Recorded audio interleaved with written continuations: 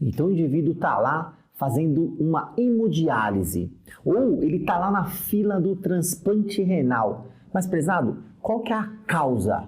Na aula de hoje a gente vai discutir uma das principais causas da doença renal crônica, belezation? E o primeiro ponto já é você ficar presente para o nome. O nome é doença renal do diabetes, que a gente a vida inteira falou nefropatia diabética. Não é errado você falar nefropatia diabética, mas você já fica presente que os autores mais modernos aí, os livros mais novos estão trazendo o termo doença renal do diabético, belezation? Nefropatia diabética ou doença renal do diabético. Muito bem, então o que tem a ver? Como é que o diabético vai desenvolver uma doença renal? Você lembra lá que o rim tem várias funções. O rim tem a função de homeostase, que é manter as substâncias do corpo em equilíbrio, os sais, a pressão, o rim mantém equilíbrio, essa função se chama homeostase. Os rins também tem uma função chamada endócrina, relação lá com a produção do sangue. Muito bem, mas hoje eu quero falar das funções de excreção.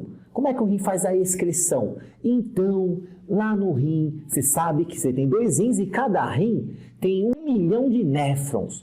A unidade funcional do rim se chama néfron. E lá no néfron, meu prezadinho, tem lá uma estrutura chamada glomérulo, que é um novelozinho. A palavra glomérulo, na sua etimologia, glomérulo quer dizer novelo. Sabe aquele novelo de lã? E parece mesmo. O glomérulo é aquele novelozinho de lã ali, né? Só que não é de lã, um novelo que onde ocorre a filtração do sangue. O glomérulo é o filtro mesmo, certo, prezadinho? E aí, o diabetes a longo prazo, não é 2 dias, 1 ano de diabetes, não. 5 a 7 anos o diabético com aquela hiperglicemia crônica. A hiperglicemia, sabe o que ela faz?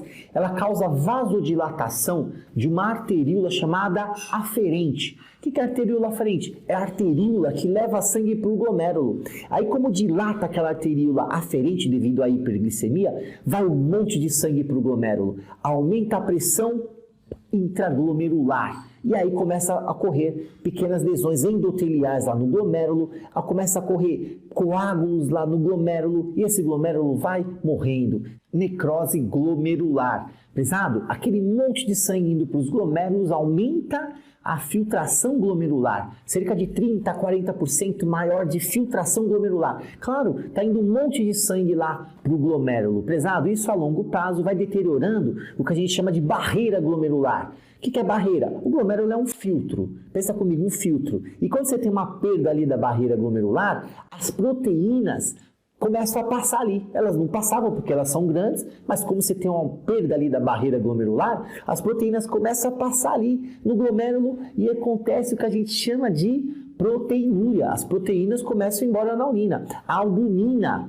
microalbuminúria. O que é albumina? Albumina é uma proteína. A albumina passa ali e sai na urina. Então você tem lá a excreção urinária de albumina, proteinúria. Certo, pesado? Muito bem. Esse glomérulo vai perdendo a função, você vai perdendo a função renal. Só que, pesado, deixa eu te contar, os néfrons que sobram vão dando conta do recado. O que eu estou dizendo? Que a doença renal crônica é uma doença silenciosa, porque os néfrons vão necrosando, o glomérulo vai indo embora e os que ficam vão fazendo as funções dos que se foram. Os glomérulos remanescentes fazem a função dos glomérulos que se foram, daqueles necrosados. Então, prezadinho, esse cara tem lá 50, 60, 70% da função renal comprometida e ele não sente nada, não tem sintoma, porque os glomérulos que ficaram conseguem dar conta do recado. Então a doença renal é uma doença silenciosa, por isso que ela tem que ser rastreada,